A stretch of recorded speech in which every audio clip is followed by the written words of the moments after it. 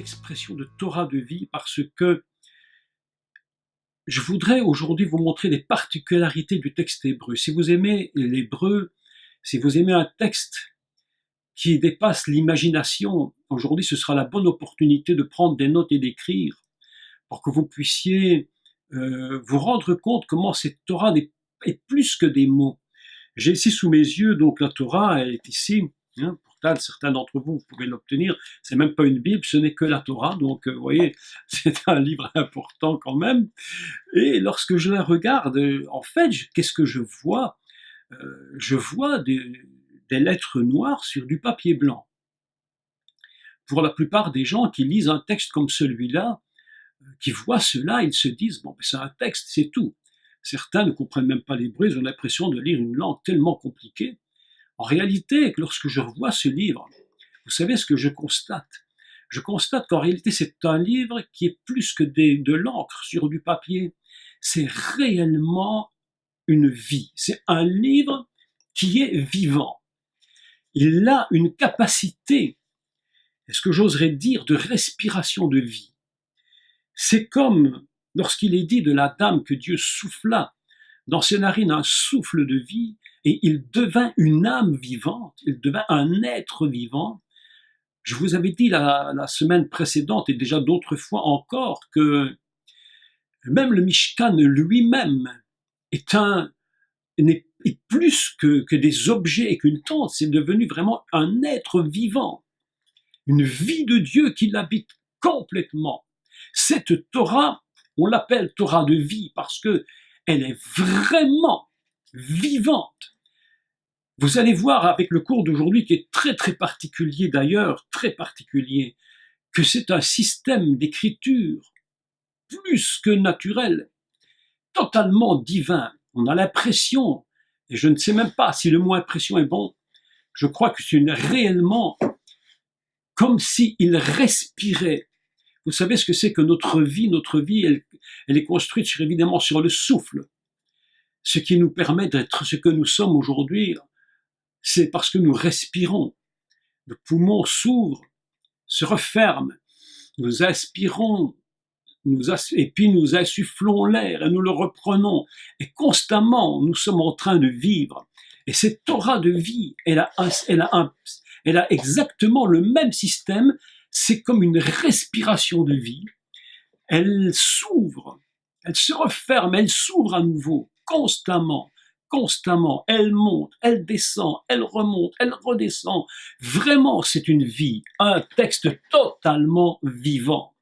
Aujourd'hui, je suis, en écrivant ce livre que je suis en train de faire maintenant sur le mystère, les mystères de la Torah, j'ai constaté des textes, mais absolument fabuleux, qui sont, je crois, impossibles à lire en français parce que le français ne peut même pas traduire cela. C'est impossible. Il n'y a aucune traduction possible. Cette semaine, je recevais un de mes amis qui me parlait de la Bible, des évangiles de la Bible, et on me disait que on se pose la question, est-ce que tout ça est bien fiable à part la Torah? Est-ce que tout le reste il n'y a pas plein d'erreurs qui se sont glissées à droite, à gauche? Mes amis, je vous dis, il faut être très prudent parce que la Torah, les prophètes, si nous remettions en question le principe prophétique même, en disant que probablement Ésaïe ou Jérémie, il y aurait des erreurs qui se seraient mises dedans, tout peut être remis en question. On peut tout remettre. Et se demander, mais si une erreur s'est glissée, peut-être 10 se sont glissés, peut-être la Torah est-elle fausse, peut-être que tout est faux, les évangiles. Est-ce que le Messie lui-même est vraiment le Messie? Il y arrive un moment où nous devons être très prudents et nous devons considérer que cette parole de Dieu est Dieu lui-même, que cette Torah est une Torah extrêmement, j'allais dire, quasiment comme un être humain, avec des pensées, avec une respiration, et moi, personnellement, je ne peux pas remettre en question ce principe de vie de la Torah et des prophètes, c'est absolument pas possible. Donc vous allez voir qu'à travers les textes, en écrivant le livre, je me suis rendu compte qu'il y a des principes de vie absolument extraordinaires.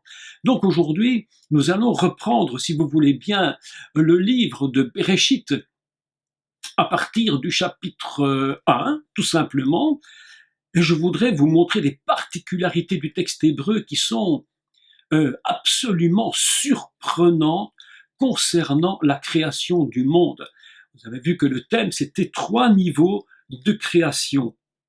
C'est très surprenant parce que lorsque on lit traditionnellement la Bible, dans une traduction, quelle qu'elle soit d'ailleurs, français, anglais ou n'importe quelle langue, la première chose que l'on lit, c'est au commencement Dieu créa le ciel et la terre. Ça s'arrête évidemment là. Et puis tout le monde dit, bon ben évidemment, c'est pas une erreur. Et on ne peut même pas dire que ce texte serait un texte faible, parce que même la lecture la plus basique de la Torah, si on la lit simplement dans le premier niveau, c'est malgré tout la Torah. Et cette Torah est totalement vivante. Donc ce n'est pas une lecture qui soit faible, mais je crois qu'on doit monter dans la dimension, dans les niveaux de révélation du texte, pour comprendre comment ce texte fonctionne. Donc, lorsque l'on lit la Torah, vous allez constater que dans le chapitre 1, premier verset, chapitre 2, verset 4 et verset 5, donc je répète cela, si vous prenez note, chapitre 1, verset 1, chapitre 2, verset 4 et chapitre 2, verset 5, vous allez voir qu'il y a 3 fois le principe de la création qui est expliqué. En français, évidemment, quelque chose ne se lit pas. Je ne pense pas plus d'ailleurs en anglais ou autre. Mais en hébreu, par contre, nous voyons des différences. Cette différence, on ne peut les comprendre que si nous avons une lecture hébraïque. Voilà mon téléphone qui sonne. Je vais laisser mon épouse répondre, c'est pas pour moi. Et nous allons donc faire la première lecture et je vais vous montrer comment cette Torah de vie, elle a une capacité de s'ouvrir, parfois de se réduire et de nouveau de se réouvrir comme des poumons qui s'ouvrent et qui se ferment. Alors quels sont les passages, me demande Hervé. Alors Genèse chapitre 1 verset 1 et puis chapitre 2 verset 4 et verset 5. Je vais les lire en français, puis en hébreu, et très lentement, je vais vous montrer comment ces textes sont écrits et ce qu'on peut y découvrir, qui sont absolument fabuleux. Le premier verset, vous le connaissez tous. Bereshit bara Elohim et Hashamahim ve'et haaretz. Ce premier verset, traduit en français, nous avons immédiatement quelque chose de très surprenant que l'on trouve en hébreu. J'en avais déjà parlé, mais je le redis parce que c'est très important, qu'il y a un mot hébreu qui est rajouté dans le texte, et on pourrait très bien le lire sans ce mot, et c'est le mot « et ». « Et hashamahim » et « et haaretz ». Ce mot « et », en fait, s'écrit de la façon suivante, Aleph Tav.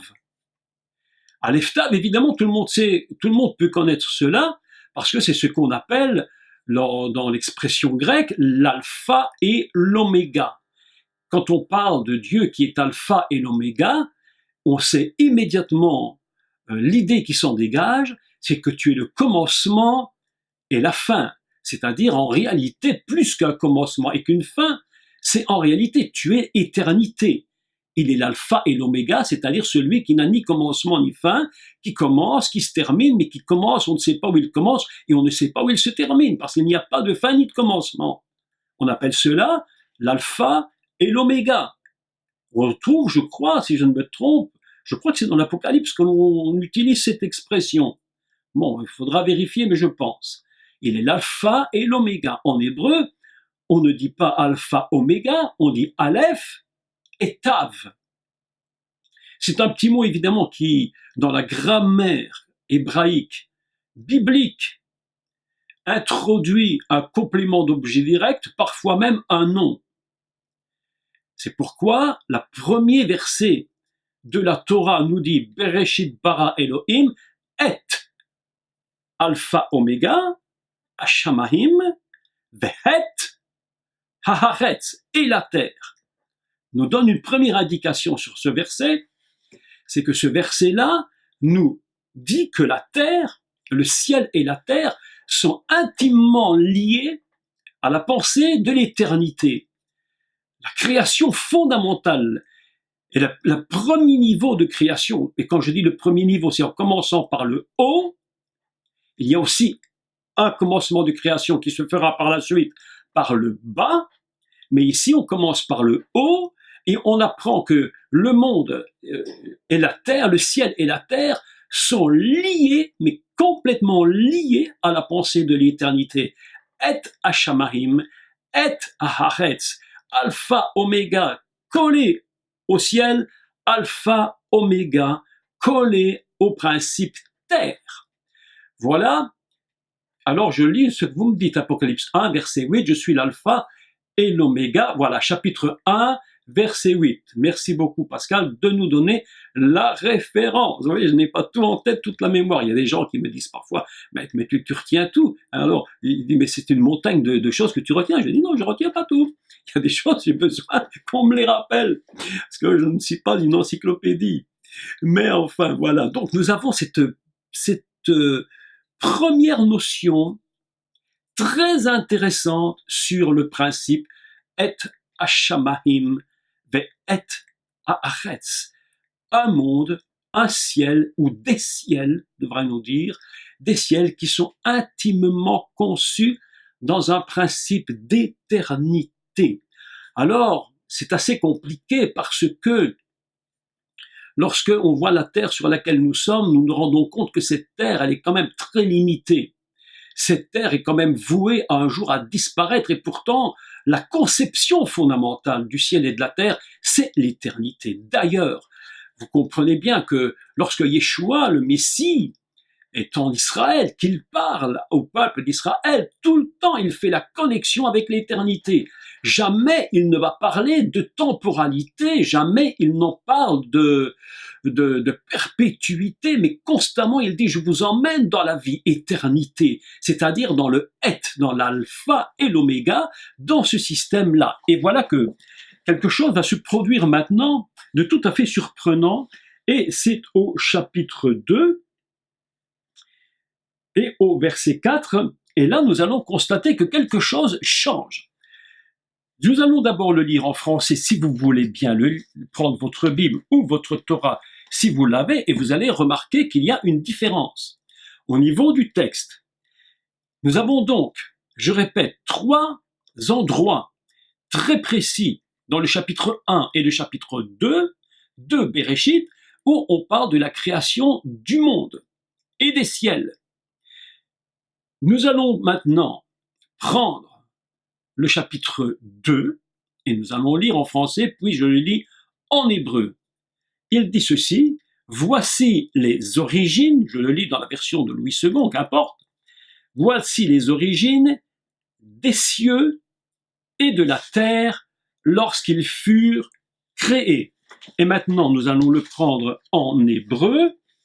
Alors, je prends la Torah, et je le lis maintenant, si vous suivez avec moi dans votre Torah hébraïque, donc voilà donc elle est toldot, voici littéralement on pourrait traduire les engendrements, puisque toldot on a traduit ici les origines, c'est juste aussi bien sûr, mais on pourrait traduire voici donc les engendrements, tels sont les engendrements, Hashamahim ve haaretz.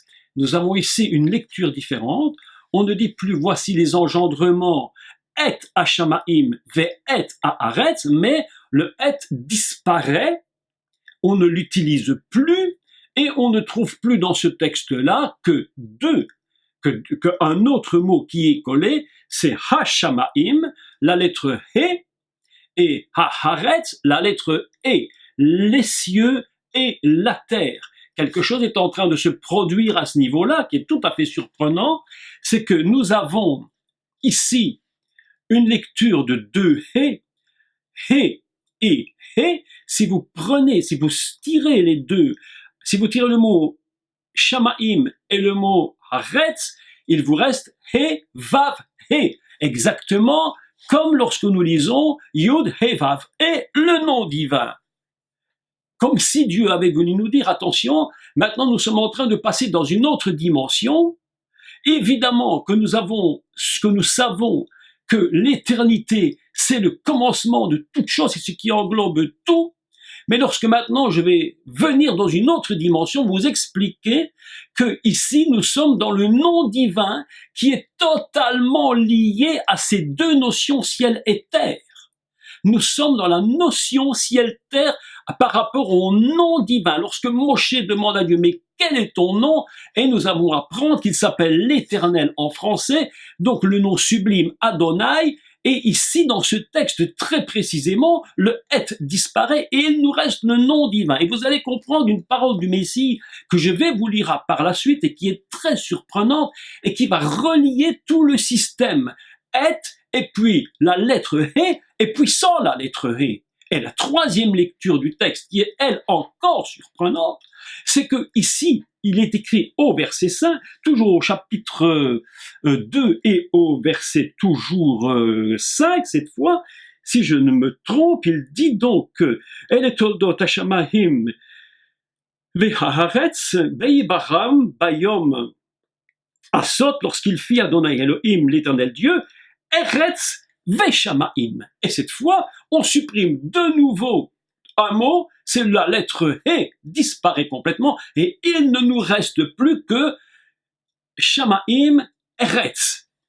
Mais là, ce qui est encore plus surprenant, c'est qu'il y a une inversion du texte.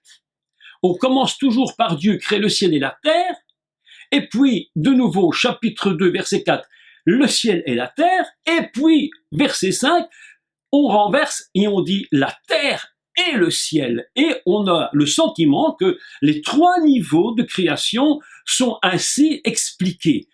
Bon, nous avons donc un niveau d'éternité, et alors maintenant on peut expliquer quelque chose de très très surprenant de nouveau, c'est que si vous prenez et, vous allez voir que et, sa valeur est de 401, n'est-ce pas?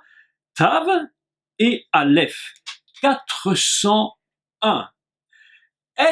Et 802, et lorsque nous réduisons cette gématria-là, de 802, nous trouvons 8 et 0 et 2 égale 10. Et nous trouvons que la valeur 10 de l'unité fondamentale du ciel et de la terre existe là. Autrement dit, le départ commence avec l'unité. C'est pourquoi ce jour-là ne s'appelle pas Yom, on va pas dire Yom Rishon, le premier jour, mais on va dire Yom Echad, le jour de l'unité. Fondamentalement, le Et est en train de nous dire que le monde est construit sur le principe 10. Et Hashamahim fait Et Haaretz 10. Ainsi, nous constatons que la totalité de la création fait partie de l'unité fondamentale divine. Il n'y a rien du tout d'autre que cette unité qui va permettre à ce monde et à ces ciels d'exister. Lorsque nous passons au deuxième niveau, qui est absolument aussi extraordinaire, c'est que lorsque le « être » disparaît, c'est-à-dire comme si Dieu nous disait « Attention, je vais vous parler d'autre chose maintenant, je vais vous parler de mon nom. » Parce que si la ciel et la terre existent, c'est à cause de mon nom. C'est parce que j'étais avec mon nom. D'ailleurs, tous les rabbins vous enseigneront ils vous enseignent que au commencement, Dieu était avec son nom. Il n'était pas quelque chose de totalement impalpable. Il était avec son nom. Beaucoup de gens considèrent que la création fondamentale, c'est une création qui est faite à partir de rien. Mais c'est une erreur de le croire parce que rien n'existe à partir de rien. Et les rabbins, et c'est très important, nous font remarquer que si le monde existe à partir de Dieu. Il n'a pas, évidemment que l'idée fondamentale, c'est qu'il n'y avait pas de terre, il n'y avait rien qui existait. Donc il n'a qu'à dire, tout d'un coup la chose apparaît. Mais les rabbins nous disent, et je suis tellement d'accord avec eux, qu'il crée le monde à partir de lui-même. C'est-à-dire que même sur cette terre dans laquelle nous sommes, il y a une fonction divine qui le soutient. S'il n'était pas là, il n'y aurait pas moyen de soutenir ce monde. Autrement dit, le monde n'existe que par le nom divin. C'est pourquoi la deuxième notion de la création nous dit ceci. Il nous dit, attention, au départ, je vous ai montré avec le être que c'était l'alpha, l'oméga, et que les deux ensemble, le ciel et la terre, ne faisaient qu'une unité divine éternelle. Maintenant, je passe dans une autre dimension et je vais vous montrer que même si je tire le het et qu'il ne reste que la lettre le he, c'est-à-dire he, hashamarim, hashamarim, ha-haretz, ces deux he mis ensemble forment aussi mon nom divin. Donc si je retire les deux noms, il reste encore he vav he qui produit he vav he, le yud qui est 10. Autrement dit, qu'est-ce que Yud he vav he? C'est le nom divin, celui dont il est dit que le nom est au-dessus de tous les noms. Qui a le nom au-dessus de tous les noms? C'est le Mashiach. C'est le Mashiach qui possède le nom au-dessus de tout nom. Autrement dit, lorsque le ciel est créé dans l'éternité, à un moment donné, évidemment que le Mashiach va venir. Mais qui vient sur terre? Qui descend sur terre? Il dit, son nom sera Emmanuel. Qui c'est Emmanuel? C'est Dieu avec nous. C'est pourquoi la deuxième fois qu'il nous parle de la création, il nous dit attention, c'est le nom qui est descendu, c'est le nom qui a produit ces choses. Ce n'est pas seulement une idée, un concept d'éternité, c'est plus qu'un concept, c'est le nom Yud He Vav He qui crée l'univers. C'est cela que nous dit le texte, absolument, mais extraordinaire. Certains vont nous dire, mais ce n'est que des lettres. Mais en réalité, la Torah, ce n'est pas que des lettres. C'est une Torah de vie. C'est une Torah qui s'ouvre comme une respiration. Elle est en train de s'ouvrir. Elle nous dit, regardez, ce n'est pas que le concept, mais c'est le nom qui produit cette éternité, qui produit ces choses extraordinaires. Yud He Vav He produit. C'est pourquoi il est dit, voici les engendrements. Qui engendre ce ciel et cette terre? C'est le nom divin. C'est le nom divin. Et quand vous faites He Vav He, le He plus le He égale 10. Et nous retrouvons encore l'unité fondamentale. L'unité fondamentale est extraordinairement écrite dans la Torah. C'est pourquoi les rabbins ont raison de nous dire, c'est une Torah de vie. C'est pas une Torah comme ça, n'importe quoi. Elle est vivante, elle respire, elle vient du haut, elle redescend, et puis elle va remonter vers le haut. Vous allez voir comment le Messie lui-même va expliquer d'une façon extrêmement, j'allais dire voilée, comment cette éternité est devenue nom et comment elle est descendue sur terre. Et voilà maintenant que la troisième lecture du texte, alors cette troisième lecture est absolument magnifique parce que là, c'est au verset 5, il dit, donc, toujours au verset 4, pardon, excusez-moi, que Dieu, donc, quand ils furent créés, le jour à Sot, où il fit l'éternel Dieu, Adonai Elohim, Eretz Veshamaim. Et ici, on a supprimé maintenant le het et le he. Et il ne reste que terre et ciel. Et parce qu'il ne reste que la terre et le ciel, vous voyez que le système a été inversé. On ne dit plus que Dieu a créé le ciel et la terre, mais il a créé la terre et le ciel. Et c'est comme si nous étions arrivés ici. Tout d'un coup, oui, comme si l'histoire du monde venait de se placer et nous sommes déjà sur terre. La première chose que l'on constate, lorsqu'il va rentrer dans la création de l'Adam, lorsqu'il va placer le jardin dans l'Éden, et lorsqu'il va faire tout ce principe, c'est au niveau de l'histoire. Donc nous avons une dimension beaucoup plus, dirais-je, terre à terre, où nous commençons par la terre et nous allons devoir nous élever vers le ciel. Ainsi, nous constatons que le Messie Yeshua va faire une relation, mais absolument fabuleuse, sur le principe d'éternité qui s'appelle le commencement de la création, le principe du nom, et puis le principe de chacun qui est sur cette terre dans l'Adam, c'est-à-dire les trois dimensions de la création éternelle, le nom et ici-bas. Et nous allons lire ensemble un texte, et nous allons comprendre ce que dit le Messie dans sa prière, ce qu'on appelle très religieusement, mais qu'importe, la prière sacerdotale. Elle se trouve dans le chapitre 17 de l'évangile de Jean, et j'aimerais qu'on puisse ensemble la lire. Et vous allez voir la relation que fait le Messie avec ces trois grands principes de la création. Donc nous allons prendre Jean et chapitre 17, et nous allons lire cela ensemble. Le Messie est donc à quelques temps de sa crucifixion, de sa résurrection. Il va leur parler, il va leur donner des conseils, il va leur dire des vérités éternelles absolument fantastiques. Et une de ces vérités, elle est écrite dans cet évangile, justement au chapitre 17, et nous allons commencer au verset 20. Vous allez voir la relation qui existe entre l'éternité, le nom et nous-mêmes et le peuple d'Israël qui est présent. Je lis. Jean chapitre 17 et au verset 20. Donc, ce n'est pas pour eux seulement que je prie, mais encore pour ceux qui croiront en moi par leur parole, afin que tous soient un, comme toi, Père, tu es en moi, et comme je suis en toi, afin qu'eux aussi soient un en nous.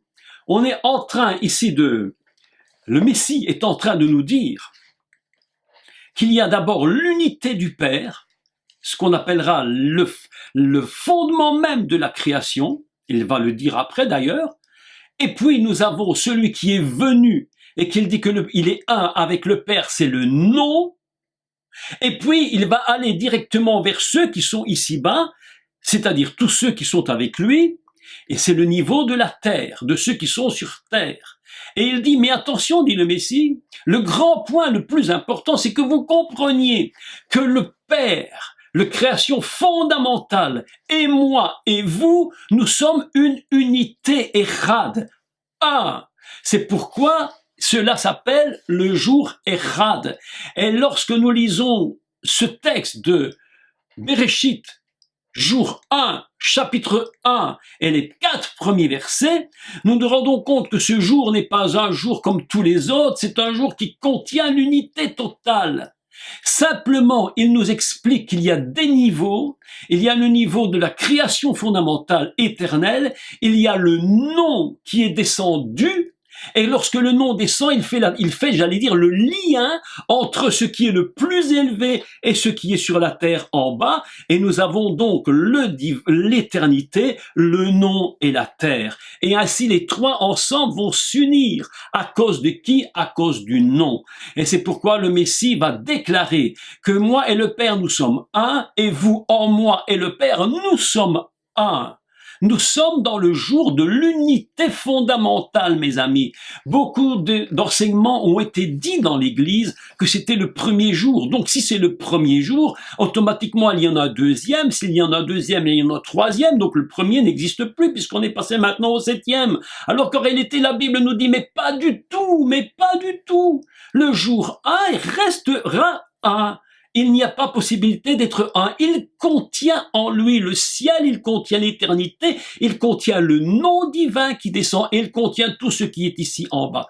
Et d'ailleurs, nous avons une lecture encore aussi absolument fantastique en ce qui concerne l'Adam. Et cette fois, c'est au niveau de adamique que ça se passe.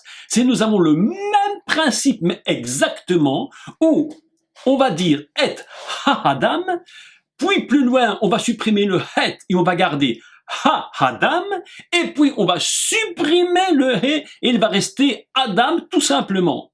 Nous avons les trois dimensions adamiques qui sont reprises dans le même système. Je vous donne la référence. Alors, Bereshit, chapitre 2, verset 7, het ha-adam, Chapitre 2, toujours au verset 7, on va supprimer le et, il va rester seulement ha Adam.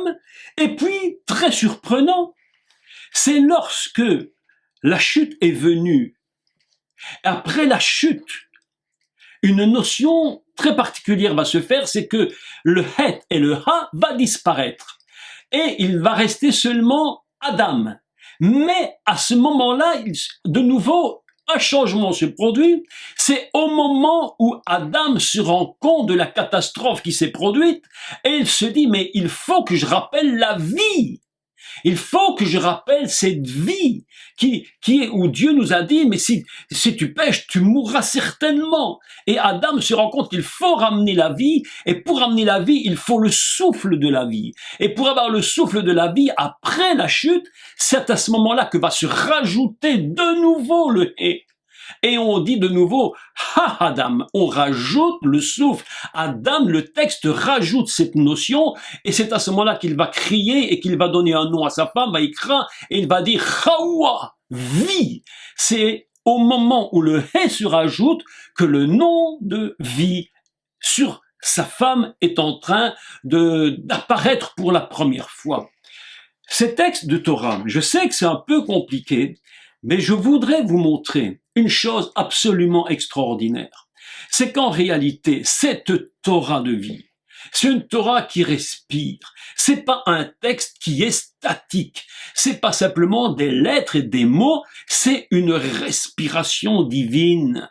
Dieu est en train de nous dire, voilà comment vit cette Torah. C'est pas seulement des mots pour des mots. Je ne vous raconte pas une histoire. C'est pas une histoire. Ça nous intéresse pas seulement une histoire. Le principe de la création du monde, c'est pas une histoire. À la limite, vous savez comment le monde a été créé, comment Dieu fait, c'est son affaire, c'est pas la nôtre.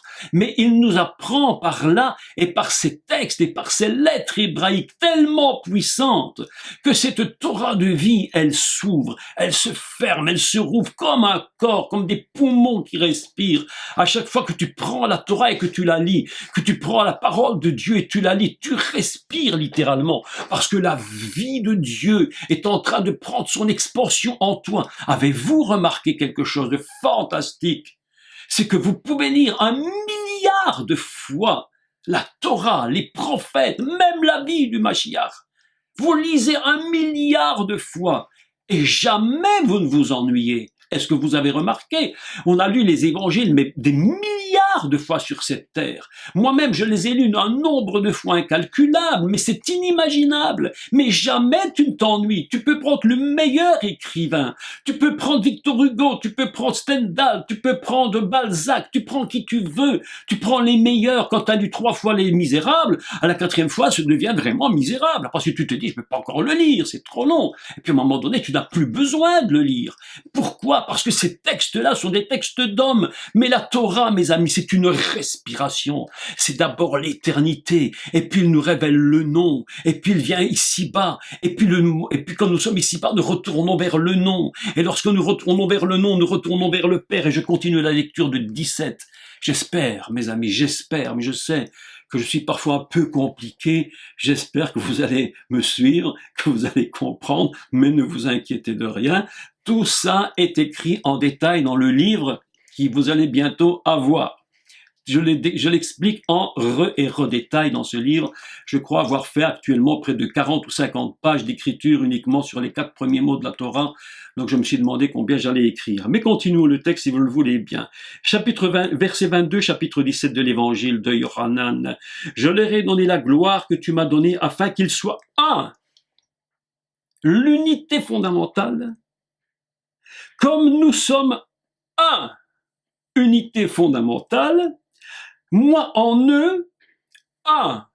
Et toi en moi, un. Mes amis, ça c'est la parole de Dieu. Ça c'est la respiration, c'est inimaginable. C'est la respiration de la Torah. Het hashamaim, vehet haaretz.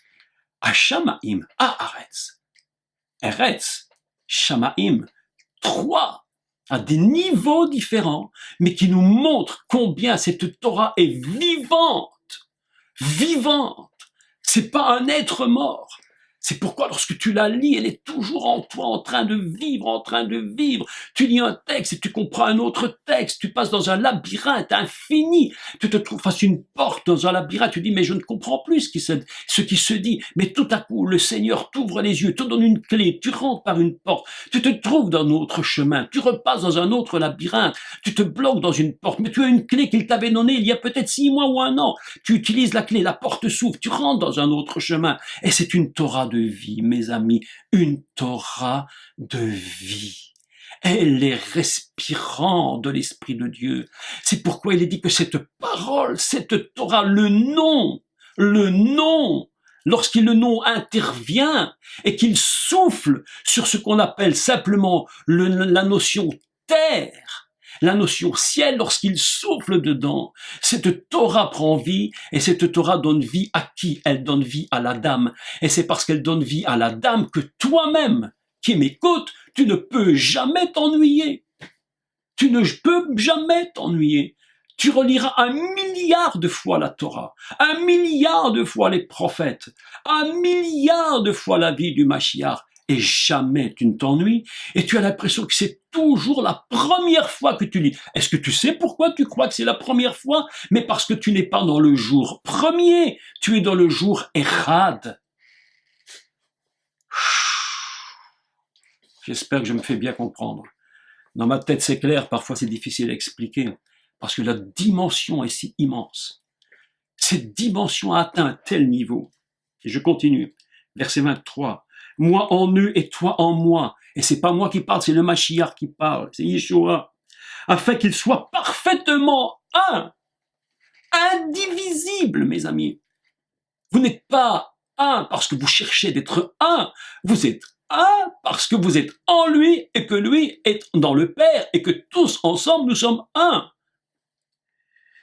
Afin que le monde connaisse. C'est fabuleux. Que le monde connaisse que tu m'as envoyé. Écoutez la suite parce que maintenant, là, ça devient vraiment, c'est une montagne admirable. Et que tu les as aimés comme tu m'as aimé. On est dans la notion de l'amour divin du commencement du monde, de tout ce qui existe. Père, je veux, écoutez maintenant, et vous allez voir comment la Torah est vivante. Écoutez le secret maintenant. Vous avez vu que la Torah est venue du haut, elle est descendue vers le bas, comme un poumon qui souffle. Et puis maintenant, le Mashiach va dire, mais attention, il faut maintenant reprendre de l'oxygène divin. Il faut réouvrir de nouveau et remonter vers le haut. Écoutez ce qu'il dit, c'est Mashiach qui parle. Père, je veux que là où je suis, ceux que tu m'as donnés soient aussi avec moi, c'est-à-dire qu'ils remontent là où j'étais, dans le fondement même de toute chose, afin qu'ils voient ma gloire, la gloire que tu m'as donnée, parce que tu m'as aimé avant la fondation du monde. Autrement dit, la notion de Torah a été d'insuffler et maintenant de nouveau de remonter, et puis il va de nouveau insuffler et de nouveau remonter. Ainsi, la Torah est une Torah de vie. Et dans la Torah de vie, il y a toute la notion messianique. C'est pourquoi j'ai voulu intituler mon livre « Les mystères de la Torah » et la révélation messianique. Le Messie est en train de nous dire, regardez comment Dieu a conçu ces choses. Moi-même, je vous le dis, je suis venu d'en haut. Et je suis venu pour vous, je vous ai pris avec moi et je vous ramène en haut afin que vous compreniez. Et à chaque fois que nous relisons ce texte, c'est comme si la Torah respirait en nous. Le Mashiach, mes amis, parce qu'il y a des gens qui n'ont pas compris. Ils croyaient que Jésus lisait les évangiles. C'est incroyable. Quelqu'un un jour disait, c'est absolument inimaginable. Quelqu'un un jour, on lui posait la question à une dame et on lui disait, mais qu'est-ce qu'il disait Jésus quand il priait pour les malades? Alors elle disait tellement ils sont dans le système évangélique, mais c'est pas méchant ça, évidemment. C'est drôle, pas méchant, mais elle disait, quand Jésus priait, il disait au nom de Jésus. Vous voyez, c'est un peu drôle. Mais en réalité, mes amis, mais c'est fabuleux. Mais toute la Torah est écrite pour nous faire comprendre que dans les lettres, Il y a toute la puissance de la création. Le monde est un. Nous sommes dans l'unité fondamentale du monde, dans la pensée fondamentale originelle du Dieu créateur. Mes amis, Het et Het nous forment la valeur de 10. He et He, c'est le nom divin. Et puis lorsqu'il est sur terre, il dit, je vous prends avec moi, je vous ramène dans le nom, et le nom vous ramène au commencement de toute chose. C'est pourquoi il dit, parce que tu m'as aimé avant la fondation du monde. Vous voyez comment le Mashiach fonctionne. Fonctionne pas terrestre. Une dame m'a écrit l'autre jour en me disant, non, vous écrivez n'importe quoi, le Messie, il ne peut pas être Dieu, c'est absolument faux, vous vous trompez, vous allez avoir des problèmes. Je dis, cette dame n'avait pas compris qu'en réalité, le Mashiach, si il n'est pas divin, il n'est pas le Messie. Il le dit ici. À la gloire que j'avais avant la fondation du monde, il parle de ces lieux où l'unité divine existe, et il continue et dit, Père juste, c'est des mots pesés, c'est des mots pesés. Le monde ne t'a point connu, mais moi, je t'ai connu. Vous voyez les liens qui se créent entre le Het et le He. Les liens, la même valeur, 10. Le monde t'a pas connu, moi je t'ai connu. Et ceux-ci ont connu. Nous sommes liés dans le He, dans le nom et dans l'éternité. Et ceux-ci t'ont connu. Et ils ont connu que tu m'as envoyé. Que tu m'as envoyé. Le Het Hashamarim, Het Haaretz, 10, vient et nous révèle maintenant le He, le nom divin. Ils savent que c'est toi qui m'as envoyé. L'éternité m'envoie. C'est pourquoi je n'ai pas d'autre langage que celui d'éternité. Je leur ai fait connaître ton nom. Et il est le nom. Alors les gens n'arrivent pas à saisir ces vérités. Jésus disait, Yeshua disait, je vous parle des choses terrestres et vous ne comprenez pas, mais quand je vous parlerai des choses célestes, mais alors là, vous ne comprendrez plus rien du tout. Mes amis, voilà un texte fantastique. Je leur ai fait connaître ton nom et je leur ferai encore connaître. La respiration.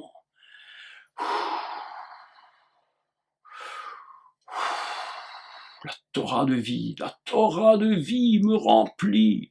Je vis par elle. Il est le nom. Il est en moi. Je suis en lui. La Torah est en moi. C'est la vie pour l'éternité. C'est pourquoi le psaume 133, dernier verset, dit ceci. Et abracha et la bénédiction. Chaim, la vie. Had haolam. Donc je relis, et abracha, rahim, et haolam, et la bénédiction, la vie jusque dans l'éternité. Et c'est ça qu'il dit le psaume 133, qu'il est bon d'être ensemble dans l'unité. Et il termine ce verset en disant, l'unité est rad. C'est comme la bénédiction, la bracha, rahim, et haolam, jusque dans l'éternité. Voilà des paroles du Mashiach.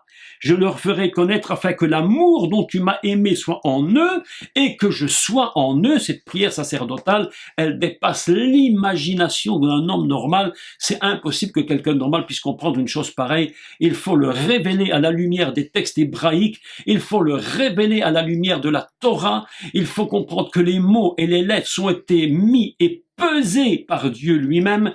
Lorsqu'il met un mot, eh bien, c'est parce qu'il y a une raison d'être. Lorsque ce mot s'écrit d'une telle façon, c'est parce qu'il y a une raison d'être. Lorsque ce mot dit une chose, c'est parce qu'il y a un poids qui va dire quelque chose dont nous devons nous saisir. Lorsqu'un mot disparaît, c'est parce qu'il y a une autre explication. Ainsi, l'Adam lui-même, à un moment donné, eh bien, la notion éternité disparaît. On ne garde que la notion du nom pour retrouver la notion de l'homme sur terre, qui se reconnecte avec la notion céleste. C'est tous les secrets du texte hébraïque, mes amis. Je sais que ça peut paraître absolument fantastique, mais c'est absolument extraordinaire. Et comme nous dit Guylaine, c'est aussi la prière du Notre Père. Lorsque notre Père fait une prière, nous faisons cette prière, en fait, que fait le Mashiach. Qu'est-ce que l'on connaît de cette prière en réalité? On connaît les points principaux que le Mashiach a expliqués en détail. Il était sur la montagne, il priait, il enseignait pendant des jours. Nous n'avons qu'une réduction des enseignements, j'allais dire presque les préfaces, des titres de ces enseignements, réduits à la prière, mais en réalité, c'est notre Père qui est aux cieux, c'est la notion « est », que ton nom, la notion « est », « vav, he ». C'est ça la réalité, mes amis. Je vous demande une chose aujourd'hui, avec des enseignements peut-être un peu complexes, compliqués pour certains, mais c'est aujourd'hui d'essayer de comprendre que nous ne vivons pas comme tout le monde. Yeshua a dit, vous êtes dans le monde, mais vous n'êtes pas du monde. Lorsque je prie avec mon épouse, lorsque nous sommes dans la prière ensemble, nous disons, Seigneur, mais nous sommes dans ce monde, mais nous ne sommes pas de ce monde. Nous n'avons rien à craindre parce que nous sommes fixés là-haut. C'est l'éternité. L'éternité ne peut jamais s'arrêter. Que peut me faire un homme? Mais que peut me faire un ennemi? Que peuvent me faire les hommes? Que peuvent me faire les politiques qui n'aiment pas ceci, qui n'aiment pas cela? Mais que peut me faire un homme? Rien, mes amis, rien. Strictement rien. Connecté dans l'éternité. C'est pourquoi le texte, absolument magnifique, dit et hashamahim vehet haaretz, et puis il va nous dire hashamahim haaretz, et il conclura par eretz shamaim, et il nous dit par là, attention, il y a 3 niveaux de création. Ces 3 niveaux sont liés les uns avec les autres indivisiblement, mais c'est pour vous faire comprendre comment fonctionne la nature messianique et comment fonctionne ma création, que je vous donne tous ces détails, que j'ouvre vos yeux pour que vous compreniez comment ma Torah fonctionne. Ma Torah, c'est pas des mots seulement. Ma Torah, c'est moi-même. Je suis avec mon nom, j'existe avec mon nom, j'existe avec mon essence profonde, divine. C'est ça la Torah, la vie pour l'éternité. Chai ad haolam, la vie pour l'éternité, ça change ma vie. Ma perspective change complètement. Je suis sur cette terre, mais je suis connecté au nom, et le nom me ramène à l'éternité. Ainsi je respire et je prends vie. Et cette Torah, elle est véritablement vivante. Et c'est la raison pour laquelle je clôturerai aujourd'hui ainsi en vous disant, lisez la Bible, lisez, vous ne vous ennuierez jamais. Et s'il n'y avait qu'un livre à emmener sur une île déserte, ce serait bien la Torah, parce que tout est dit en elle, tout est dit. Toute votre existence, tout votre avenir, mes amis, tout votre avenir est déjà inscrit